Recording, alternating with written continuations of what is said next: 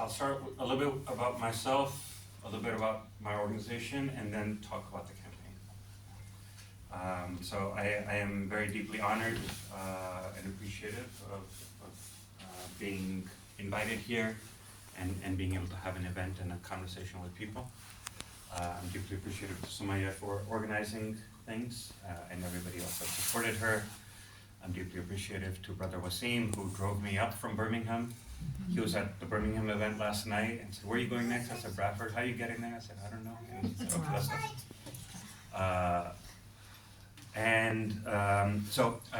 I have been a political organizer in the US, primarily in New York City, for 25 years. I moved to the US when I was 11 years old in 1991. I was undocumented for 7 or 8 years. I'm not sure what the common term is used here, but somebody without immigration papers. I was in a working class family. My family worked at a gas station. Eventually was able to buy up the gas station. Eventually able to buy a couple of gas stations, but starting out at a working class. And I had a brother that was put into deportation proceedings because of the immigration laws in the US. And I had a cousin that went to prison for 7 years because he was entrapped in a fake war on drugs case. I think entrapment is a common word here, right? Where the state instigates something and then puts you in prison for it. And all of these experiences politicized me, but largely in just kind of an angry brown kid sort of way. And then when I was, at the same time I was in high school, I came across the autobiography of Malcolm X, and it started to make a lot of sense. Oh, what's happening to me is not just to me, it's part of the history, it's part of the culture in this country. And from there, it was just kind of like the beginning of the thread, and starting to learn about other movements and make connections, and understand that our struggles were a continuity of the struggles that preceded us. After university, I moved to New York, and I was looking to get politically involved, and I found a flyer from the very first action that Drum did. I'm not one of the founders. I missed the founding by 4 or 5 months. But the first action that Drum did was, there was an African street vendor, Amadou Diallo, who was killed by the NYPD in a hail of 41 bullets. And the officers, you go to a grand jury, which first decides whether you will go to trial or not. And they acquitted the officers, which meant that they wouldn't even go to trial. 41 bullets, a man sitting on the steps of his own home. Officers don't even go to trial. So when those officers were acquitted, Drum did a public action, and I found a flyer from that action 4 months later. And I got hooked in, and it's been my political home since then. As a Drum, Daisy's Rising Up and Moving, we organize working class South Asian and Indo-Caribbean immigrants, workers, and youth. So the South Asian component is Afghan, Indian, Pakistani, Bangladeshi, Nepali, Sri Lankan. And then the diaspora that we get in New York City is from the Caribbean, Guyana, Trinidad, and Suriname. Not really East Africa, not really Southeast Asia, the way that I think you get East Africa here, but and you don't get the Indo-Caribbean people here. I think you get more Afro-Caribbean people. And our members are cab drivers, women that work at home, street vendors, food delivery workers, restaurant workers, retail shop workers, custodians, security guards, just straight up working class people. And we're a membership-based organization, so it operates a lot like a union, but based in the community. So rather than the workplace, based in the community. And we're multi-issue. People join the organization, we all work together, and we'll take on fights related to immigrant rights. For example, immigrants in New York State lost access to driver licenses in 2003. It took us 17 years to win back the right for an undocumented immigrant to be able to access a driver license. And in the meantime, obviously people have to feed their families, so people were driving in whatever ways they could.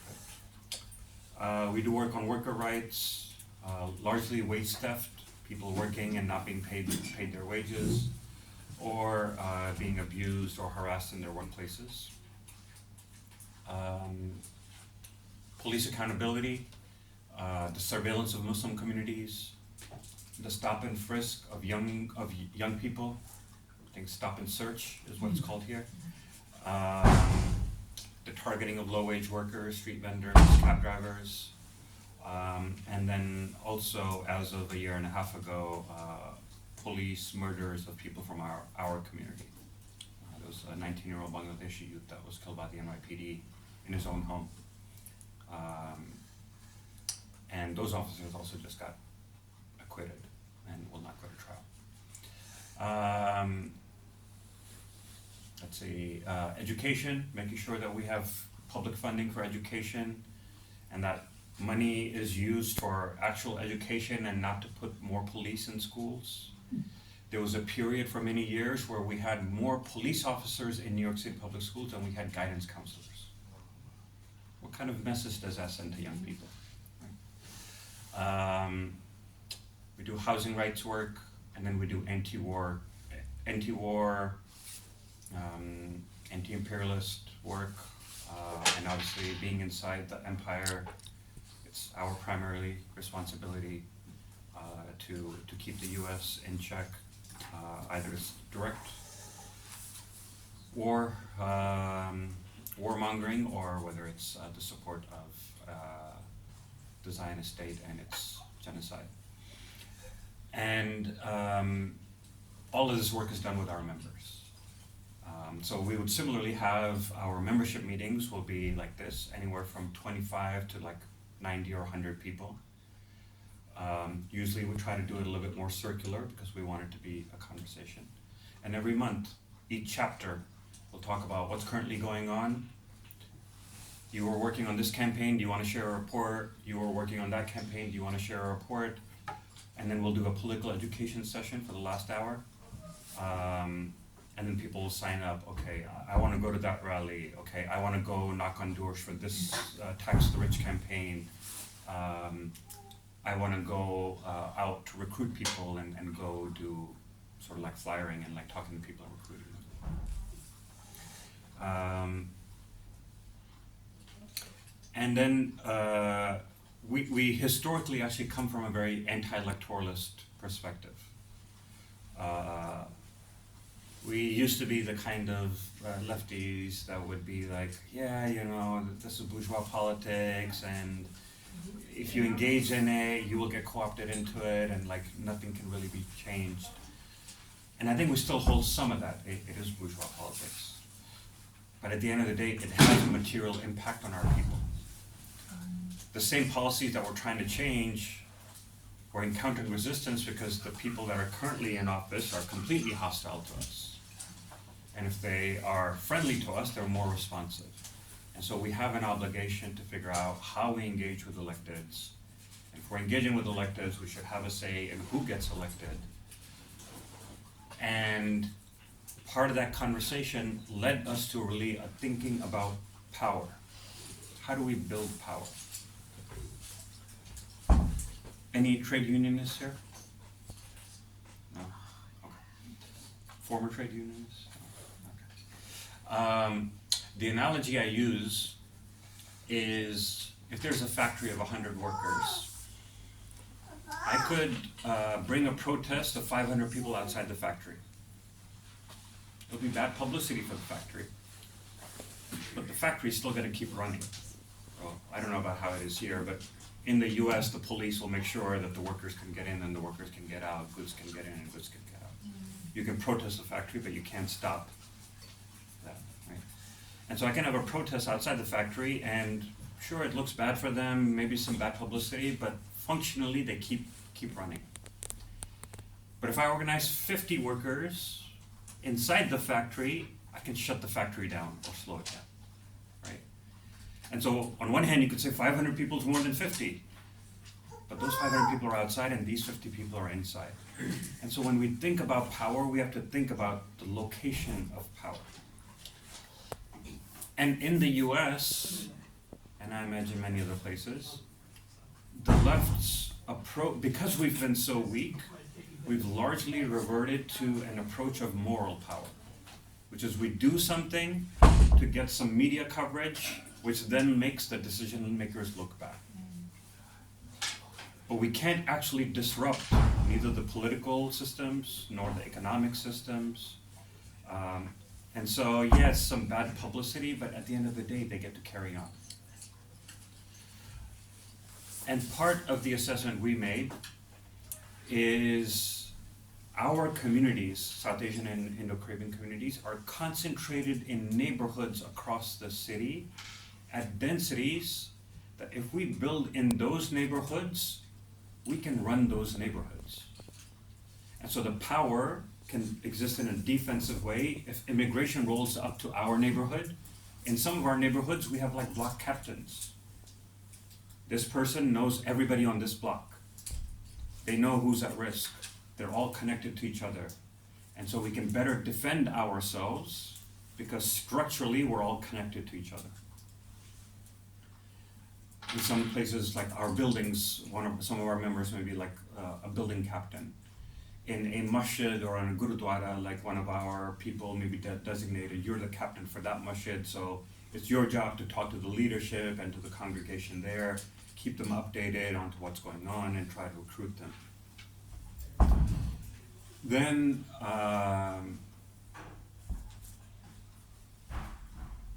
was I on about? So like that's sort of been the approach to building power. Then, if we're trying to push a council member or a state elected, they get 100 calls from all across the city.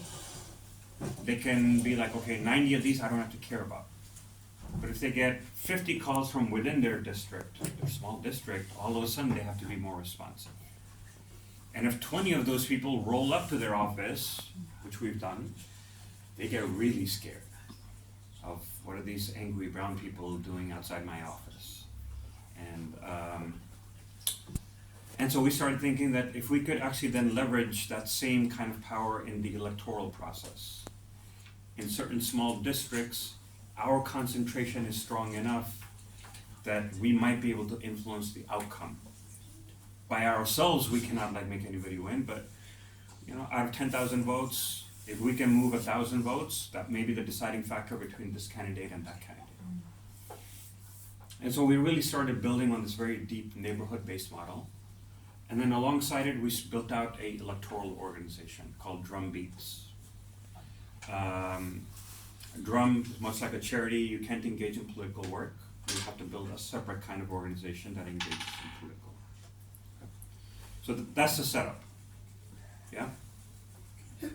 Any of that feels confusing before I move on to the campaign? Okay. So, we built out this electoral organization. We've been running through election cycles for about 4 years. A year and a half ago, Zoran Mamdani approached us. We've known him for 6 or 7 years. Even before he was a state assembly member, he was an organizer at another organization in our neighborhood, a housing rights organization. And we knew him from there. And as an assembly member, we worked together on several things, on the taxi drivers' hunger strike, on combating the surveillance of Muslim communities, on Palestine solidarity work. And he approached us and said, I am thinking about running for mayor. Okay, what's your plan? The plan is to run on a campaign focused on housing, transit, and childcare. And not to run on Palestine, but have a clear, strong position on Palestine. I asked him, what do you think your chances are? He's 33 years old.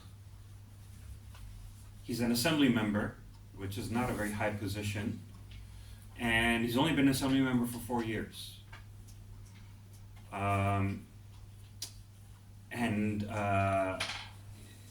So his response was, there is a path to victory. It is very narrow, but it is there. And we're gonna have to hit all the markers like perfectly, like we have to do this perfectly, we have to do this perfectly, and this perfectly, and then we may make it through. And my response to him was, I think you're wrong. I think it's actually not a narrow path. I think the path is wider. And so now I want to switch to the 4 reasons of why we think that the campaign, this was successful. So the first one, which is I think why the path is wider, is as we're out in the community and we're talking to people, we have a pulse on where public opinion and sentiment is. And in the current moment for the past 6, 7, 8 years in New York City, in the US, what we have been feeling is that people are disillusioned with mainstream politics. They see the centrists who have been ruling for decades, which I would say, is the mainstream of the Democratic Party and what used to be the mainstream of the Republican Party. Essentially, like people that believe in neoliberal capitalism, right? There's variations of them, but people that believe in neoliberal capitalism, they ping pong between each other, but at the end of the day, it's still corporations rule, they control things. The more liberal side of the neoliberals will offer some tokenistic identity things of like, yeah, I respect your Heritage Month and Black Lives Matter and some tokenistic things, but substantively they don't do anything for our people. And what people are experiencing is the rich keep getting richer, my wages are stagnant, I can't afford to buy a home, I can barely afford to rent a home, I can't send my kids to college because they will have debt for 20, 30 years, and we're just struggling to get by. And then on top of this, we're seeing escalating climate crisis. On top of this, we're seeing escalating militarism and genocide. And so people have been tired of that politic. And they've been looking for an alternative. But up until recently, the only ones to offer an alternative has been the far right wing, who are willing to acknowledge that, yeah, there's something wrong in your life. Your needs are not being met. But then they say, oh, it's the problem with this immigrant. Oh, it's because of this black man. Oh, it's because of those queers. Oh, it's because of those Muslims, right? It turns it around and starts blaming other people to try to pit communities against each other. Meanwhile, they're still just as much, if not more, committed to corporate control and the elite. And what's been missing is a good left alternative that is centered on meeting the needs of people, improving their lives, and also being able to stand against corporate power,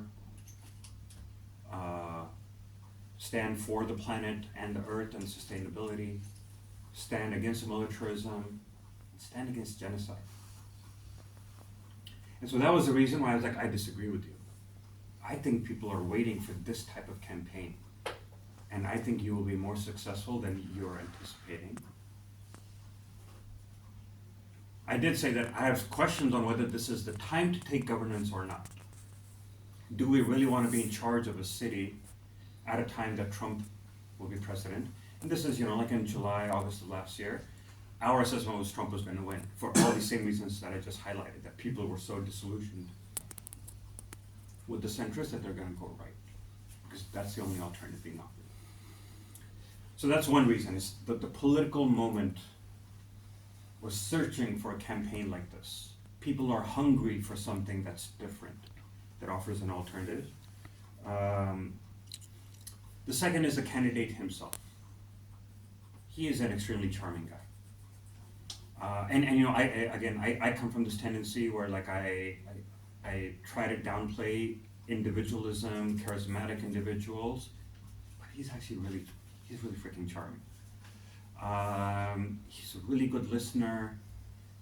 He's really well read, And so you only have to say a few things and he'll make connections of like, oh yeah, like, oh, you're from that community and that community was involved in this struggle.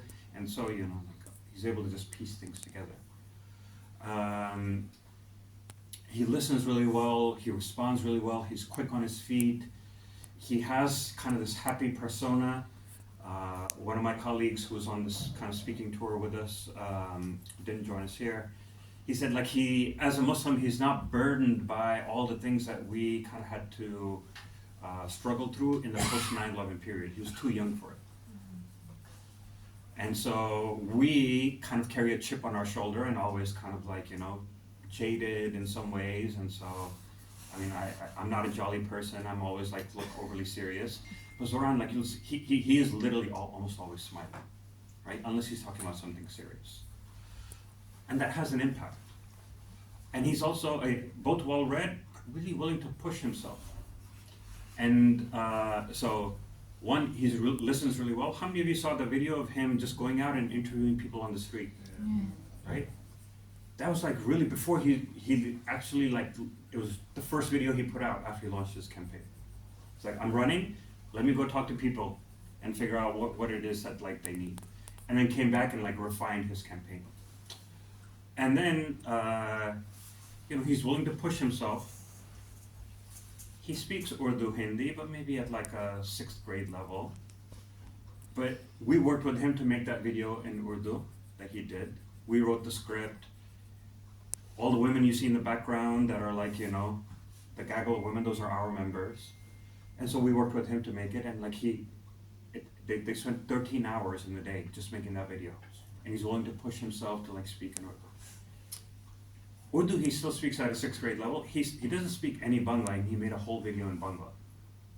Decent pronunciation, right? And Bengalis are pretty language chauvinists, or like, you know, like very strong about the language. But like, even they were like, oh, this is pretty good. Getting a Bengali to not criticize somebody's like pronunciation is a pretty high accomplishment. And then right towards the end, he even made one in Arabic, right? And a whole mixture of all the different dialects, and people are like, why? 1 minute says Palestinian, 1 minute says Maghrebi, but just somebody that's willing to push himself to be like, how do I connect with people, right? And so that's an important component. The political moment, the candidate himself, the campaign, which leads with these material issues of rent, of transit, of childcare, and just puts that at the front. And like the affordability crisis, the ability of people to be able to afford living in the city. But then he also follows up with, Muslim communities, here's what I think is important for you. Black communities, I know that your homes are being stolen by these corporations. Here's a policy on deed theft. Immigrant communities, I know ICE is doing A, B, C. Here's what we're going to do on that. Here, there is a thing that I think is a lesson for the left that we've been trying to articulate for many years. We have an old left that usually focuses on class only. It says, working class, that's the only issues we want to talk about. That approach has good breadth, right? It reaches a large number of people. I don't know how it is in the UK, but at least in the US, where like society is highly racialized, it doesn't reach non-white communities as well, right? So you see the Bernie Sanders campaign, it got similarly popular, but not so much in communities of color. Because a class-only angle means, at the end of the day, we will get left behind, right? On the other end, the new left is overly focused on identity.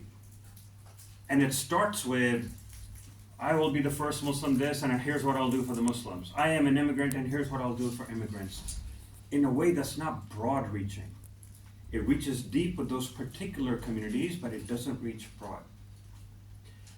And what Zoran's campaign has been able to do is lead with the broad message, the class message, affordability, and then, but also have a strong arsenal of how do How do we include Black communities? How do we include Muslim communities? How do we include queer communities? How do we include all these particular needs that particular people have, but have it within a larger framework? This balance of being able to lead with the broad and following up with the narrow. Right? We make a mistake if we just do only one or the other in the extreme. And so that's why the campaign, being able to hold these things. And then the last thing the campaign, I think, did was it's hyper-focused on what it's put out. Which is Zoran will not try to respond to every single question that comes at him. He's just like, you ask some question about this thing, well, what do you think about this completely random thing? Like, I am focused on the affordability of New York City and making the lives of New Yorkers better. Because part of again, not so much the left, but the left problem is to like respond to everything. Like, what's your position on Ukraine? And what's your position on it? And it's just like endless series of like lists of positions. Or kind of like what the liberals and the progressives do is more out of lacking courage, they don't want to touch issues, right? In Zoran's case, it's not that he's lacking courage, but it's just like focus. Here's what I want to focus on. Of course I believe in international human rights, and so I'm going to support whatever international law says. Whatever international law says on that issue, that's what I'm going to support. And every now and then he'll specifically weigh in if he feels that he really needs to. But my focus is making New York City affordable.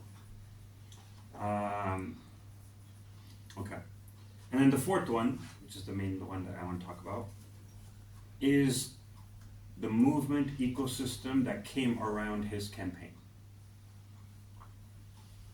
On the day that Zoran launched his campaign, he was polling less than 1%. Less than 1%.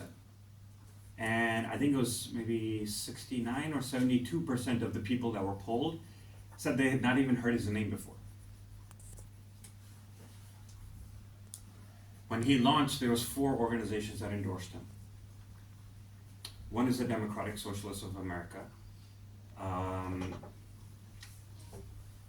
These are largely middle class, young white people who are downwardly mobile, right? Like who are feeling the limitations of this, of the current model of capitalism. And they see that they're never going to be able to buy homes in the ways that their parents did.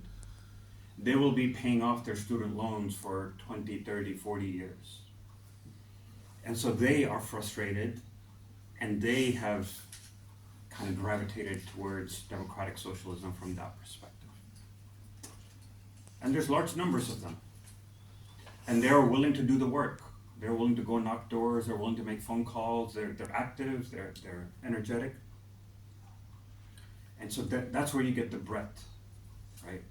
The 100,000 volunteers that Zoran's campaign had, a large number of them came, if not from the DSA directly, then from the types of people that the DSA attracts.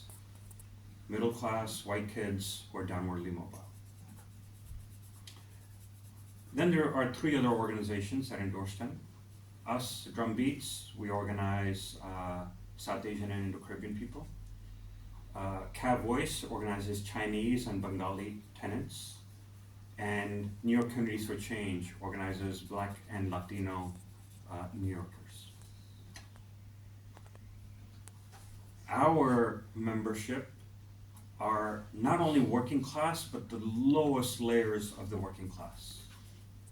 Minimum wage in New York City is $13 an hour. Our members make $5 an hour. They still pay New York City rents, but they make $5 an hour. Similarly for all these other 3 organizations, like the lowest layers of the working class, people that are unemployed, underemployed, working in the restaurants, in the back of restaurants, cab driving. And so we don't have that breadth, but we are able to go deep into communities, right? And in our neighborhoods, the DSA people, they can come and knock more doors than us, but they can't reach more people than us, right? Because when I knock a Pakistani or Bangladeshi door, they're going to be a lot more open with me. And I'll know the language to use with them. I'll know concepts to use with them. Let me explain this to you in this way. Let me explain that to you in this way. And then I'll also know people, oh yeah, like I spoke to the leader from your masjid, I spoke to the leader from like your mandar, and we're doing an event here. And in many of our neighborhoods, we're already known for being that organization that is willing to fight for the community, willing to stand up on issues that nobody else will touch. And so this was kind of like the movement ecosystem that came around Zohran. And again, sort of like resolving a contradiction of the left. And I think this is the part where UK is somewhat different. You still have a strong legacy of a working class left here. In the US, not really. We have trade unions, but you can't quite call them the left. They're largely following a business unionism model. And so the left has largely become like an intellectual or an academic endeavor, and then sometimes activists who are not really well connected in working class communities. But in Zohran's campaign, the DSA brought the breadth, and they brought the breadth, and we brought the depth. And so it was our members that became a public face of that organization. In his speeches, like Zohran references the Bangladeshi aunties, the Trinidadian line cooks. Those are our members. I mean, those are literally our members that he's referencing, because those are the people that he's having those conversations with, right? And so the combination of these four factors, the political moment, the candidate, a materially focused campaign, and a movement ecosystem that is broad, that has breadth and has depth, is able to come together, and was enough to get the initial momentum going. You first do primaries, which are within the party election to decide who's the Democratic candidate, who's the Republican candidate, and then we have the general election. For the primary, Zohran, aside from the four of our organizations, only gained like a handful of additional endorsements. One of them was quite important, which was DC 37, which is the Public Sector Workers Union. That one was very powerful. It's usually a pretty conservative union, but for various reasons, they endorsed him. That made a significant difference. But mainly it was us that did the groundwork. So then last piece I want to talk on is our work. Our members, I think we had about 300 volunteers on our side, compared to 100,000 volunteers for the campaign as a whole. But with our 300 volunteers, we knocked 19,000 doors. We made 69,000 phone calls. But then more importantly, we did probably somewhere between 120 to 150 events, where either we brought Zohran to the community, or we represented Zohran's campaign in the community and were talking to people.